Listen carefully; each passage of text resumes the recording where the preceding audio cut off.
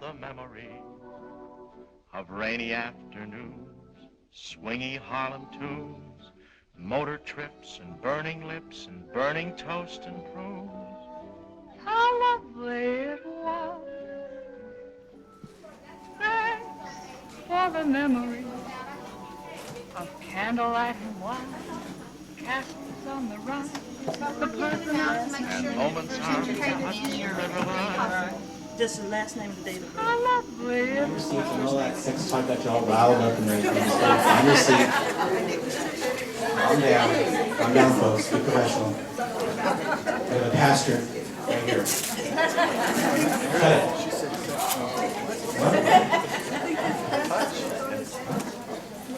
Okay, all right. Our next speaker is Benjamin Phillips. He is a chaplain with the palliative hospice care team here at the VA, again, located right across the hall. And he's talking about spirituality in aging and at the end of life. So give him a warm welcome. Thank you so much for having me here and participating in the Summer Institute on Aging. The first thing I would like to do is a little activity. So I hope people have pens, but I did bring paper because I figured people are taking notes. This is important. But around a piece of paper, if we could, on this paper, write in 4 areas. Anybody need an extra sheet? So we're going to put like a line down the middle and then a line down the middle. So there's 4 quadrants. And one quadrant is going to be for occupation, and the next quadrant will be for your significant people. Then the next quadrant will be your name. And the next quadrant will be your home. And so this is an exercise, activity, heads up, it's about loss. And what I would like you to do, I thought would be more beneficial, is if you kind of had this throughout the presentation, and that you would be able to work it in at the end to talk about a little bit about this. So as you're going through the presentation, please jot down some of the areas here, and I'll give you a little bit more instructions. But we'll gather together at the end and discuss them. And so, occupation, it was about lifetime, about building careers. So you can jot down ideas about that. In roles you fill. Identity. Things that you do, even for leisure activities. You do activities for activity's sake. Those are the leisurely things. And let's moving on to significant people. I mean, this is obvious. We talk about even social support and religious community, house of worship, kind of support people that are significant to you. The name, we have, these are things that are self-related to you, your internal things related to your identity. So a little bit, your name, your mental, physical function. I wanted to place here because I felt that was about your identity. So your identity comes from your physical ability and also your physical functions. And then the last quadrant would be home. We're going to talk about the physical location where we're at. We're in San Antonio. Geography, maybe money. When I think of home, I think of money and finances and accumulated treasure. Why am I saying that? Accumulated treasure. Okay. And what I wanted to do is give you some time as I'm talking, you're able to fill out and say, wait a minute, and think of more ideas. I think it would be more beneficial to kind of let it sit for a little bit. And then sometime we'll pull together and talk about it, okay?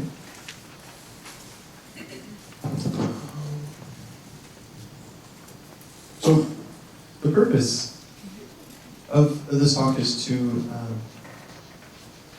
build awareness of spiritual needs in older adults.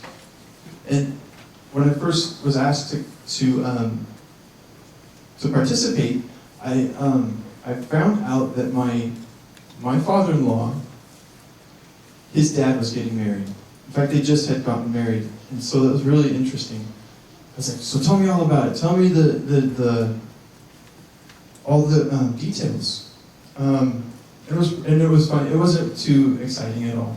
But for me, it was profound that not only with my family, but also in the context of the VA, we see older veterans or patients getting married. And some of the difficulty I think I see mostly is within the family, not with the people themselves. And so the things that my family was worried about was, did they have hearing aids? Was the ambulance on call in case somebody needed some medical attention during this wedding? Yes. What else? There was also, I guess, more thinking deeper. It was about their perspective. Hey, we're 81. I think he was 84. She's a much younger woman. She was 81. They're worried about, from their perspective, their life. I mean, how much time do they have left? Do we spend a lot of time courting and dating? No. Life is short. They wanted to get married quick and have, be together. And so the other family's like, whoa, wait a minute, we don't know about all this. However, I went to visit and a great family. She was very spunky and spry. I think the word was spry would describe her.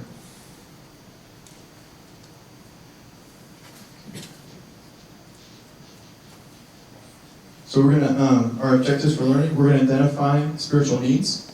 We're gonna, number two, we're gonna talk about understanding human spiritual development. And not just human development, I think I'll have something out there. It comes from two different people. One's Erickson and one's Fowler. Human development. And the other one is Fowler's spiritual development. Point number three, we're going to look at the compound losses. And then number four is going to discuss the relevant literary resources. Before I forget, I wanted to note on the first slide, I included my Twitter account. It's a my personal account. And so what I did was when I first started started researching and looking at aging and spirituality, I started trying to find out through social media and other things that are on the internet about what's out there about spirituality and aging. And so on my Twitter account, I put up there, I don't know, do people get these slides? Yes, if you want. Okay. I was able to put, for the past couple months, just articles and things about aging and spirituality, and it's a great, I found Twitter to be a very good resource. Let's see if I unashamedly, my Twitter account is it's at the very bottom, it's at Benja, because it's Benjamin, there's too many letters. Benjamin's too many, so I put Benja Phillips. Okay. And so, just about aging and spirituality.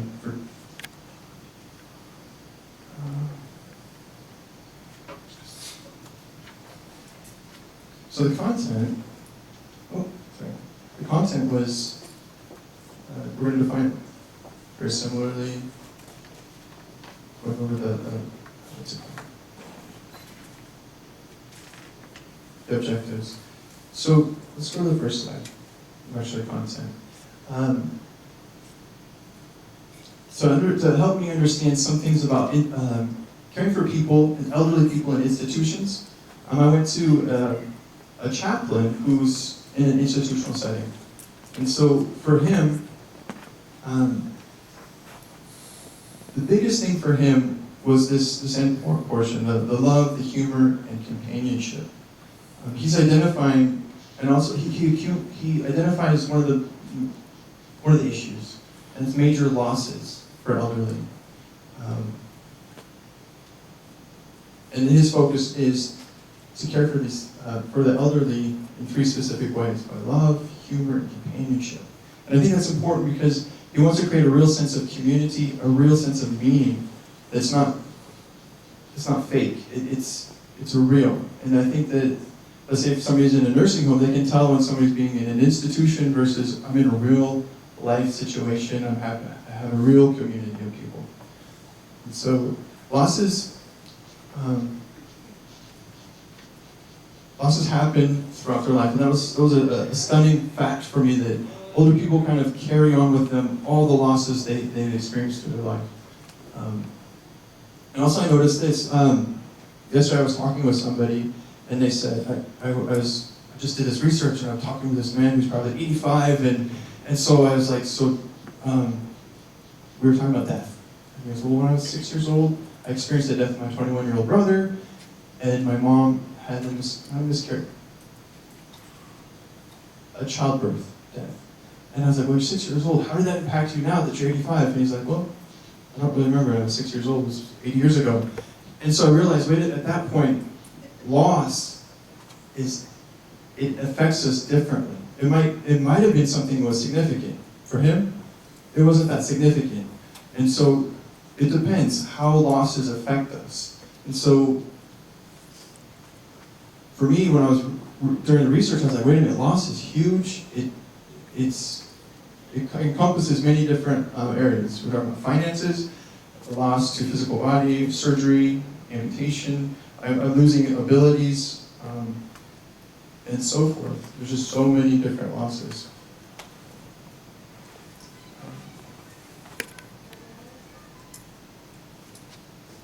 I really like this slide. I like this slide.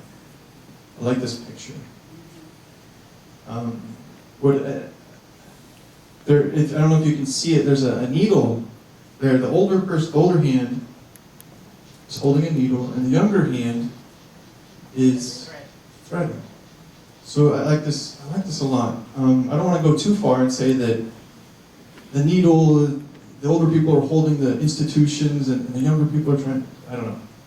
But I like that they're working together. I think is the key.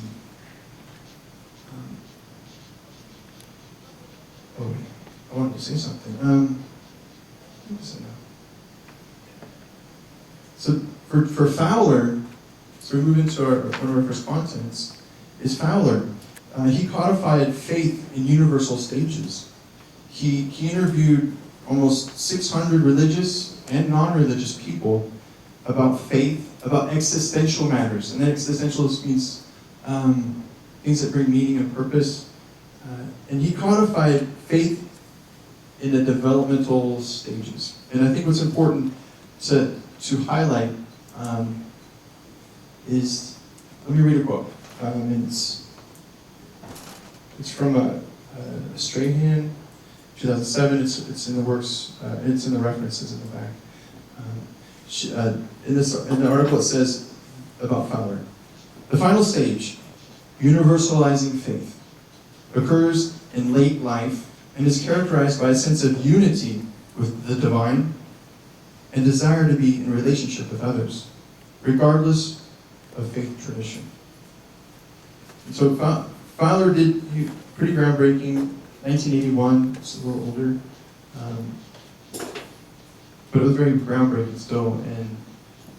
And I asked Jim, the new CP supervisor, about aging spirituality. He goes, oh, Fowler. So he handed me this book. So it's very foundational for the theory of religion in different states, or faith or religion in different stages of a person's life. And the cumulative one, the very end, was this universalization of faith.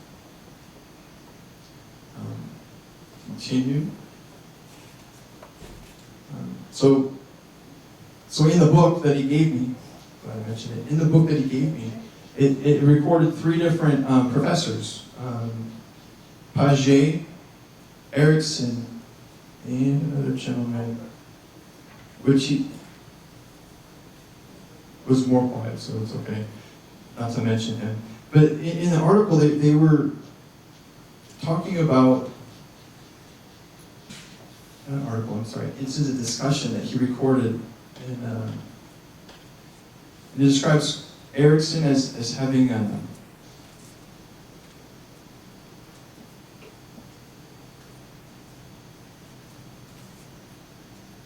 Erickson is very famous. Part of his mark on psychosocial development, or the development of people in lifespan theory, is that people go through crisis points. In their crisis point, they're going to face, in his 8 stages, something. And to face it and confront it is to come out healthier and to move on to the next stage.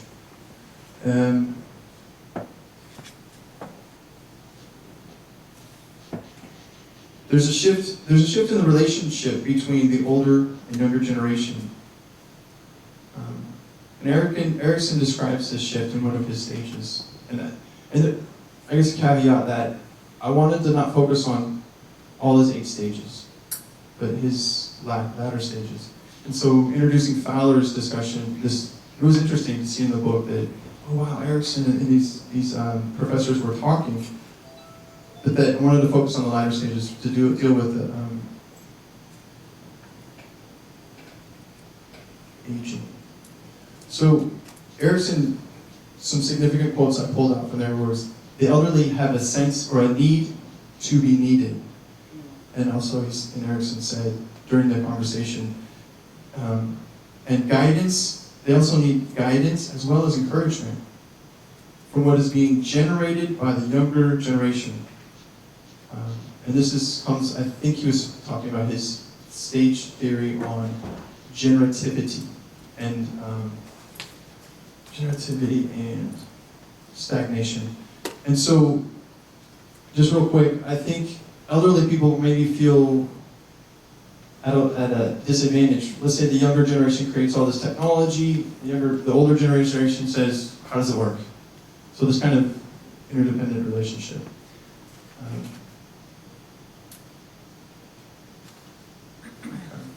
So next slide. And so I just want to briefly look at it. Here's all the lifespan stages.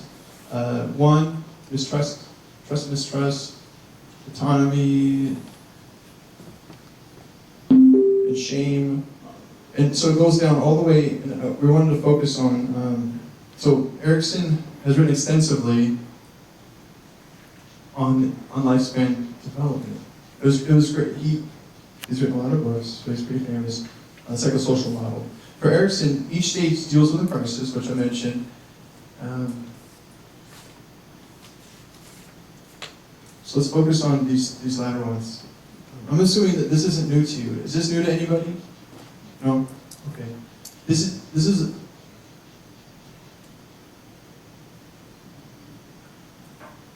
kind of foundational when you go to talk about psychosocial stuff and breaking the divisions of a lifespan into different age groups, and what each age group is going to focus on during this time period. We're going to focus on generativity and stagnation. So he puts it 40 to 50 as a middle-aged adult, and they're going to leave their mark on the world. And so I don't know if you think middle age is 40 to 50 or how we navigate that. I think it's a good principle and a skeleton to hang a lot of our ideas and concepts on. I really like Erickson's. In fact, we'll talk a lot. We'll be talking about Erickson for a little bit.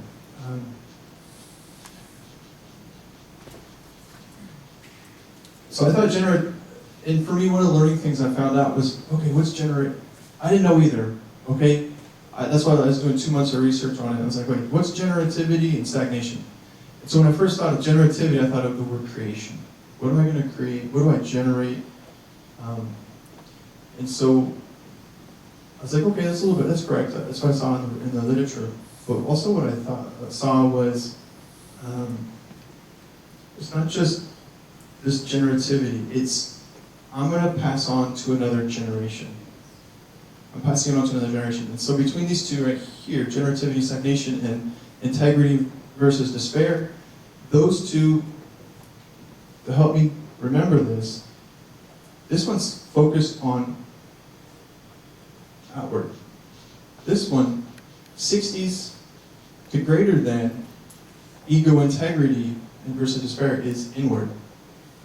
And so I think why Erickson is so big, especially of olders and older adults and end-of-life care, is because that last one, ego integrity and despair, it kind of sets us up to understand the dying, the end of life. At the end of life, people reflect on their life, and when they reflect on their life, is it something positive or something that's negative? And so we do things like life reviews because it's seen as beneficial for somebody to reflect on their life. And remember, for Erickson, it was, okay, I'm going to face this. I'm going to integrate all my positive things, all the negative things in my life, positive and negative. I accept my life the way it is. I call it authority. I've claimed my authority. I've claimed my voice. Or no, I didn't. And so I'm going to be in despair. And I'm going to have a difficult end-of-life process of death. Because I'm despairing my life, my regrets, my woes. During my clinical pastoral education, I had a supervisor who used dance metaphor a lot. Everything for him was a dance. Oh, that's a sad dance. Oh, that's an angry dance. And he was talking about, I think, what was it, the flamenco, or he would say what dances they were. And I was okay. I don't like the dance, by the way, okay. But he would say, there's a dance floor, and let's say it was, you need to come to dance with something. And so these are the things we need to dance with: generativity, integrity, maybe even stagnation and despair. So despair is out there on the dance floor saying, dance with me. I'm not going to dance, okay. Dance with me. Now, my tendency, I know in high school, I went to my prom, or junior high, we had dances, and I would stay on the side and be like a little wallflower and watch everybody else dance. But during my prom, I went with this pretty girl. I think, and so I was like, she's like, dance. I'm like, no, I don't dance. But part of my thinking and process was, I don't want to stand here today and say I didn't dance with her. Regret. So I danced with her. In the little group of people that we were with. And I don't remember, I felt funny, this or that. It was a good experience. But imagine if I didn't, I would have regret now. So I think the goal is to confront the things that are scary. So despair is asking us, or different things ask us to come to the dance floor. And his thing, my supervisor was like, I didn't think it mattered how I dance, just that we come to the floor to dance with difficult emotions or difficult things. Can I say something? Please. I've noticed on this that a lot of it, down the way, it's the positive and the negative. Went down positive, negative? Yeah. Okay. You got, it's how you choose to look at anything, all the way down to the bottom. That's life, what you choose, right? Is that what this is? Or am I dumbing it down to? No, I like that. I like that because it leads to something further. Notice there's 8 stages here. Erickson is the man. His wife did a stage 9. I'm not sure whether it was the whole situation, but she put stage 9. And she said, stage, because you were talking about 60 to 70, this is a pretty broad range. We were talking about 85 and over. Maybe would fit in another category. But she said they flip. So during the stage 9, these flip. So now shame becomes a dominant. thing, and we're talking about 85, these older 85, older, towards end of life, they'll flip, so that now I'm going to have to go through some of these, and I'm not sure, I don't think it's linear, but they're going to go through some of these things, and I'll give you an example. So let's say stage 9, person, their world is shrinking. I guess this would be good about processing about these, remember our quadrants. The person is losing, their world is shrinking, they've lost their home, they've lost things. And so maybe even lost a lot of ability maybe to swallow, ability to communicate. And so we're looking at stage 9, so we're looking at maybe a revisiting of trust, mistrust, of my healthcare providers. The people that come to me are feeding me, I don't know, a thickened diet, probably something that they don't even like. And autonomy is like, where is autonomy? And so revisiting this, and so now the dominant is becoming mistrust. And I think to bring that up, it's important to be aware of how we come across as a healthcare team to realize this person needs to feel that trust. It's very important. It's very basic need. They're going to need to feel there's autonomy. They're going to revisit some of these things and the flip side. So I thought, oh wow, that was a great nugget from Erickson's wife. I think she was quiet for most of his time, all these books and stuff here. And all of a sudden she comes up. Yeah. Now the next portion is about defining spirituality and religiosity.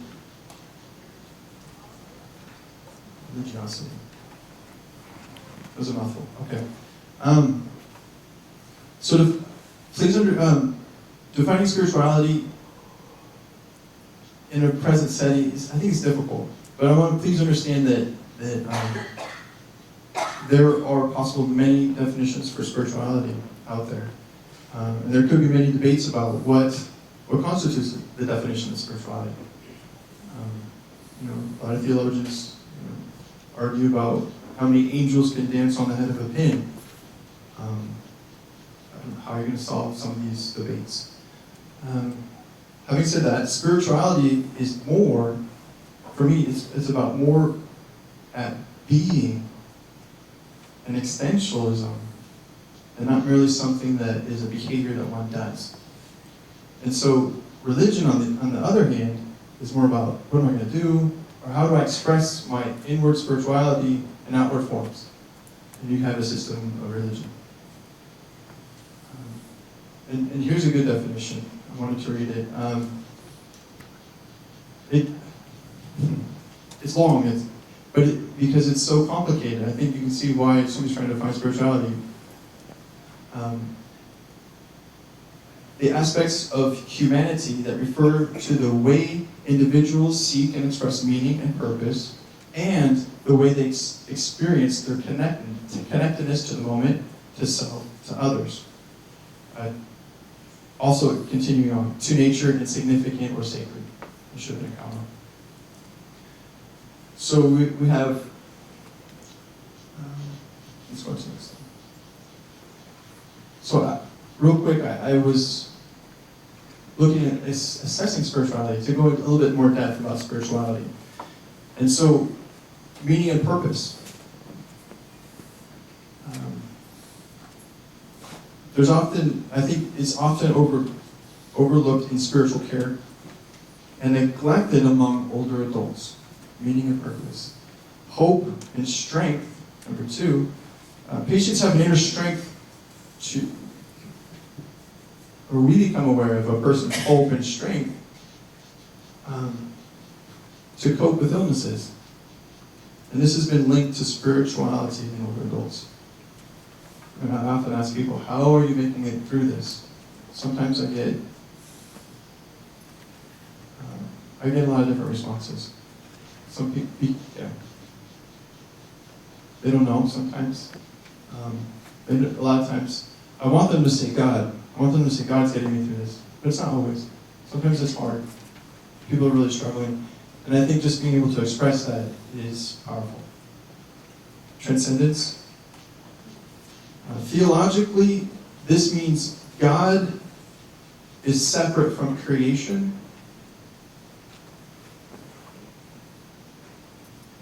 I mean, yes, God can be active in creation, but still separate. Or God is above, or God is beyond, surpassing. For example, God is often thought of as eternal. And the way I always define eternal is outside of time. Time isn't really matter in eternity.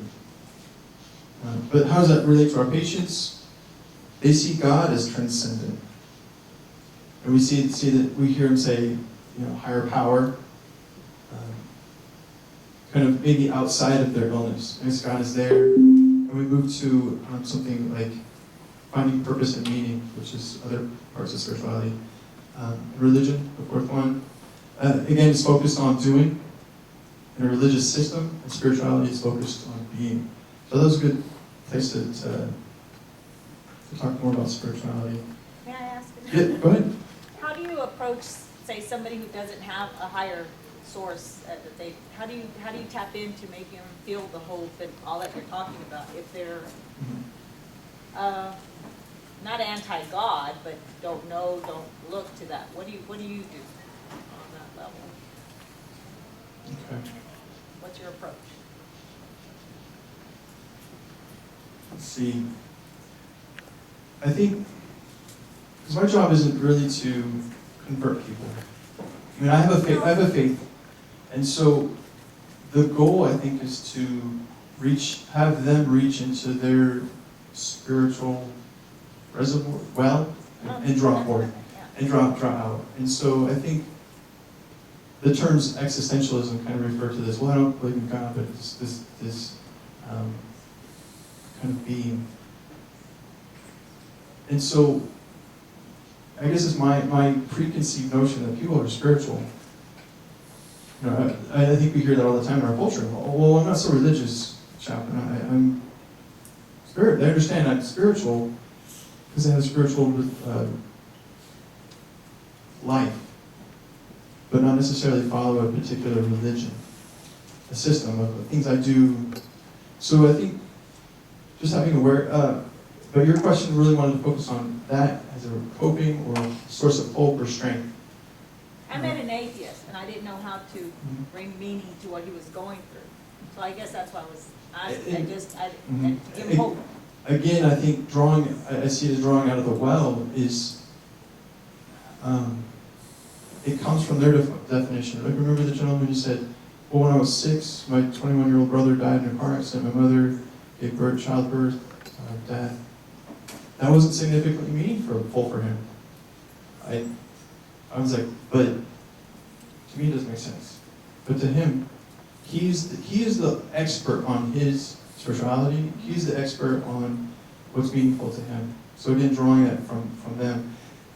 And so what I often find is, like, let's say somebody asks me to interpret a dream or something, and I go, well, my first question is, well, what do you think it means? Right? Because they're the expert, and they know what they're going through, and I want them to think, I want them to reflect. And so, if the experience that somebody's having isn't meaningful or purposeful, I might suggest, does this make you believe in a higher power? And it's a yes or no, or it comes from them. You're drawing it from them, I guess. And so they may find purpose, and they may not. And I guess, having said that, I want to be very careful in how I say, well, do you see any meaning or purpose? And I don't want to define that meaning and purpose for them. I really want to remain silent. Personally, I want to remain silent because at that moment usually is a crisis moment, and I will get it wrong. And so for them to reflect, hindsight is 20/20. 20 years down the road, or 30 much later, is when they're going to reflect and say, oh, I see now why this happened. I see purpose and I see meaning. But in the moment, that's not always the appropriate time for purpose. But if the person identifies they're seeing it, I can join in with them and journey with them So, yeah, I see that. I see, but to tell them that, well, God, I'm just going to try and make something up. God's doing this because He wants you to grow spiritually. Do you see that? They're sitting there in their mind, they're like, what kind of God is that? This is horrible. ALS or some tragic disease, it's hard to, I just imagine people saying, my God doesn't do that. And so, that would be, I think, overstepping my bounds. And that's why I want to rely on an expert to tell me. I just held his hand because I didn't know what. That's awesome. That's perfect. One of the things I noticed that I wanted to lean toward or get into social media, but here's a little bit different something. Social mobility. So we have children growing up and moving away, and now their parents are kind of left without the social support of family. An intentional effort to counter the overfocus of everything youthful in our culture, such as, and don't forget that part of this is a social, religious communities and social supports is needed because of this trend. Again, building a healthy community of companionship and relationships that foster positive self-esteem. I think, remember about the institutionalized tendency, try to offer love, community, relationships that are real. And so the need here is obvious that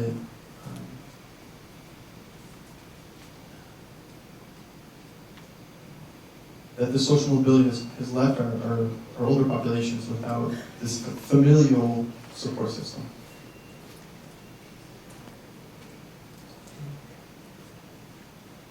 Now, here we're going to go into the social media. Again, I found I guess as a caveat that social media can be a positive and a negative. And I was looking at some of the articles that were put out by the UTHSCSA. The recent researches I think there was one on YouTube 2 years ago, and then there was a couple on Facebook, as a resource for the elderly and resources for the caregivers. And I was real quick looking at methods, research, results, conclusion, methods. And one of the key points was that social media changes all the time. So we have to be up on it. Of what, like, when I was doing my fellowship, Dr. Ross, Jenna Ross, she got every fellow a Twitter account. No, she didn't get us a Twitter account. We sat in class and we did it. Everybody signed up. We were all friends. We were linking. And we Twitter tweeted a couple to each other. And that was the beginning. And then part of it I found was the resources, which I mentioned before. A lot of resources. You go to the internet, and I see a resource, and I can say, oh, this is a great resource, and to all my friends. And so it really became say something about a certain content, and say, this is great. And I think the last, before I came in, it was about stage 9. I found something on stage 9 of Erickson's theory, and so I was like, oh, this is a great article. You put words to what I'm seeing. And what I was seeing was this life cycle come around again to a childlike. I'm like, wait a minute, this person sounds like my 2-year-old. Not a negative way. It made me just empathize with what he was going through. It's like, wait a minute, developmentally, he sounds gibberish. It helped me connect a little bit with that. So stage 9, I was like, great, somebody put into words what I was seeing. So I said, oh, that's what I said about it, and then put the article that I saw. But social media is moving at astounding rates.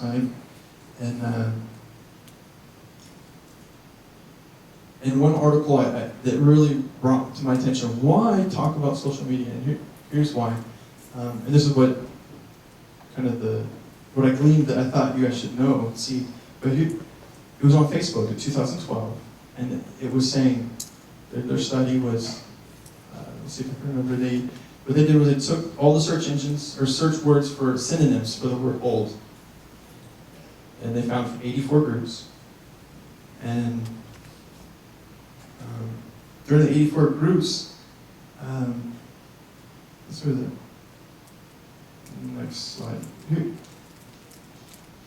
They found within 84 groups that 74% of them had this really negative aspect of age. And it was disconcerting. Here, let me just show you. It's the next slide.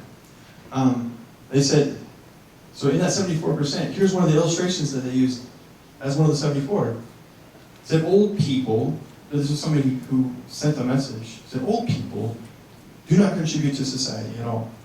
Their single and only meaning is to nag and to, I guess, blank.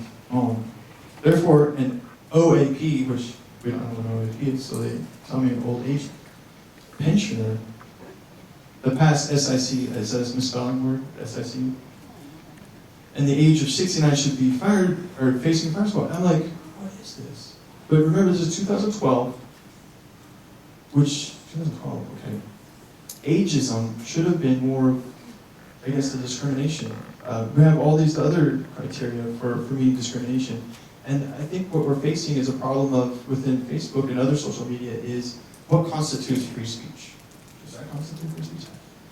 So, I think a lot of people say no, but how do you tell Facebook to pull this down or whatnot?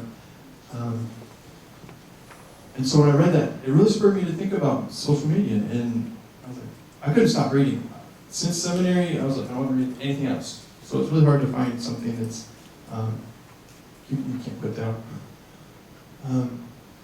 So here's what some of the things, the power of social media. Lots of followers mean it gives them this sense of, oh, this must be right. Or within the social media, they're like little dainty morsels. Like, oh wow, this is great. Pictures, exaggerated things that aren't really true. And I think we lament often, hey, everybody's on their phone and they're not really communicating face to face. And I believe even in older people, or older adults, I think they cherish those face-to-face, real face-to-face relationships. And also notice that this in versus out crowd, I think, is what we saw here. 74% were on the in crowd, and then everybody else was put on the outside crowd. And that's important because I think we see in social media an age group of people who create these web pages are younger, 20 years old. There isn't one person, they said in that study, that was above the age of 60. So that's kind of in versus out crowd. And that's very powerful with gangs and religions, is in versus out crowd. I'm part of the in crowd. And so there's this identity built by that. But that's nothing new, that's been ongoing, the generation gap. It's like what we were talking about earlier, about even, I mean, in our household, we chose to think that our parents only had sex 7 times to produce 7 kids, because we didn't want to think of our parents doing this all the other times. So it's just that generation gap, and it's always, not always, well, maybe always, it's going to be there, because it's... Is it, okay, always going to be there? Yes, okay. I came across an interesting article. I agree with you. I came across an interesting article. I don't know if I put it in the reference inside it, or reference works. The ex-president of Walt Disney, Reisner? Is that right, Reisner? David Reisner? He took over after Walt Disney. He'd come on and... Okay. But he wrote a title, an article about the myth generator, what you're talking about. This myth of generations have this, how would you describe it? Generation gap. A gap. That it's a myth. And I was like, because what I wanted to do was I saw the article on Facebook that there's definitely ageism out there. So I was like, okay, let me look. And so Facebook had this article updating their ageism as part of their criteria.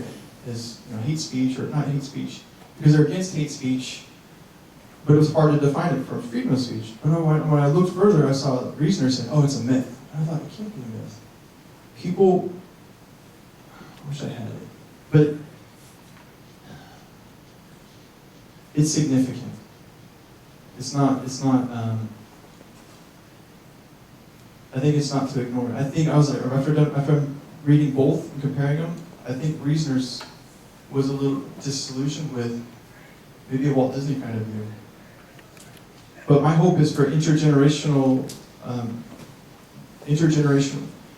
positive aspects of intergenerational relationships between the old and the young. And that's why I like to enjoy that picture between the younger hand and the older hand. Yes, go ahead. I feel that while there is a generation gap in some respects, we also have a link. Because all of us have grandparents that we love dearly, that we listen to, that helped us through our life, even though our parents were still around. And so we do still have a link. It's just a matter of the fact that life does change, and we have to kind of go with the flow. But I think that at the bottom, we have that basic link, which is our grandparents. Not always our parents. Most of the time, it's our grandparents who kind of carry us across because they've been through life, they're wise, and they teach us things that our parents don't know. Because, you know, we all know that we don't have a handbook that tells us how to be a parent. It's a trial and error period that we go through, and sometimes we do good and sometimes we don't. But that comes with time. That comes with time, but that's where the generation gap gets narrowed, because we have that link with our I didn't say it grandparents. always remained that way. No, I just said it kind of, exists. I kind of feel that sometimes it remains that way until you get a little bit older, and then you begin to help to shorten it. But I think that we do have that link, and so. I think we should have that link. We should have it, yes. I see, don't have my grandparents. fear is younger generations have no link. They find no meaning, no purpose in the wisdom of our previous generation. And I think that's what I included, the 74% was their example. I was like, this is outlandish. I mean, this is crazy. And I was like, do they not realize one day that they're going to be that age? That one day, maybe they're not thinking that far ahead. Here's two other theories helping us to look at aging. Disengagement and continuity. And it kind of normalizes what we're seeing. Disengagement, this view holds to the belief that both older adults and society mutually pull apart and separate from each other, kind of like a teenager, right? At the time when they're supposed to be launched out. For example, physical decline means less participation in activities or retiring from work. Well, society views older adults as becoming less useful compared to the younger counterparts. Make room for the younger generation, older people out. So this disengagement is a normal process of aging. We can see disengagement as a normal part of that disengagement between the generations. Or we can look at continuity. And so we'll see continuity. Activities earlier appreciated in life will continue on. That person will likely carry that out. You know, I have an affinity for a hobby, I'll continue that as it goes on. And for religious involvement, it continues to play out. And here's a quote from one of the resources in Moody. It says, religion continues to play a vital role in the lives of older Americans. So the tendency of growing older Americans is what. Okay. Now let me look at this chart. I tried to fix this chart. So I did this chart, trying to represent what this thing what. Thank you. 5 minutes. To identify what is this statistic saying. So I made it so it's not like based on. I'm trying to represent the statistic. So it says that, so let me read it and follow and see if we can make that up. The tendency of growing older Americans is what is to be religious until the age of 55. As people grow older, they have a tendency to curtail some of their religious activities. but they continue to develop and participate in healthy, personal, spiritual practices. Okay, so on this, I tried to show a growth of both religious and spirituality. But try to find around here 55, oh, we kind of pushed a little older. 55, there's this split. So maybe it's frailty. Somebody's gone through some surgeries or something, so they're less religious. Remember the things I do, and like maybe even organized religion, the things I do for spirituality. So this goes down, but spirituality continues to go up. And I think there's a tendency, I was like, wait a minute, spirituality is something that doesn't really decline. We might see, it doesn't have to decline, I guess, is what I want to say. But then they said around 75, or push it over a little bit. There's this kind of, then there's the decline of both. So I tried to show that in that graph. There's 5 minutes left, and I realized I didn't get to everything. Can we please pull out those papers? We won't be able to get to that. Let's do it. And then, okay. So,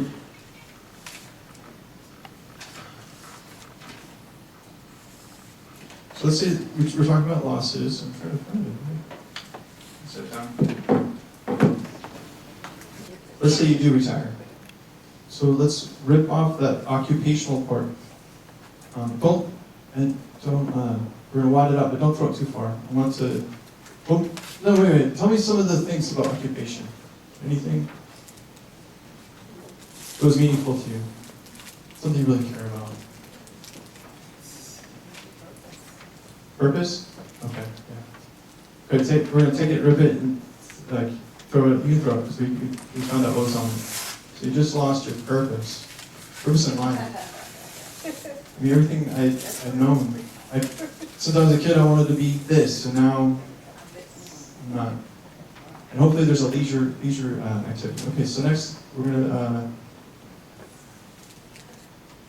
say your spouse or significant other. Some of your friends have died. So let's rip that up. Oh, tell me what's something real meaningful about that. Anybody? How important are they to you? A piece of your heart is gone. Okay. So let's take that piece of your heart and let's crumple it up and throw it away.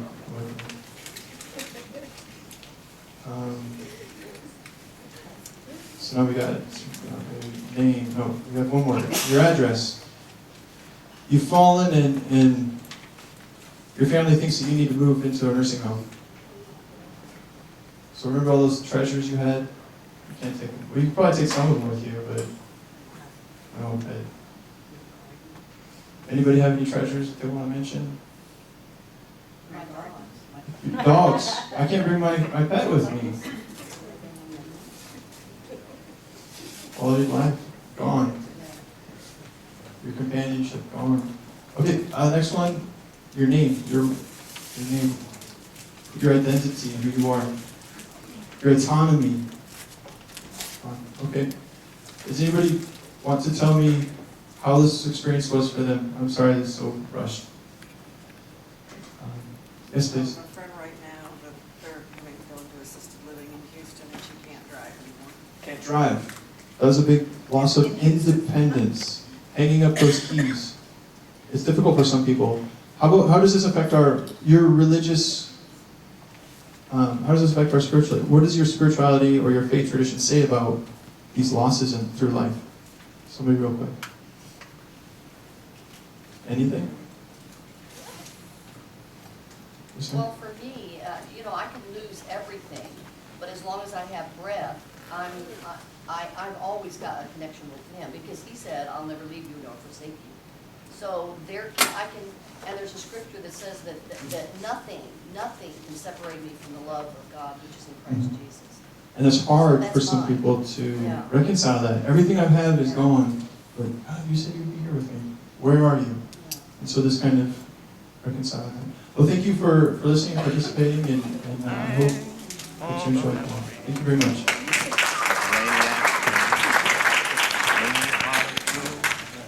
Motor trips and burning Thank you, lips, and burning toast and food.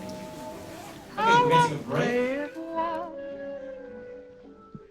Thanks for the memory of candlelight and wine, castles on the Rhine, the Parthenon, And moments on the Hudson River line.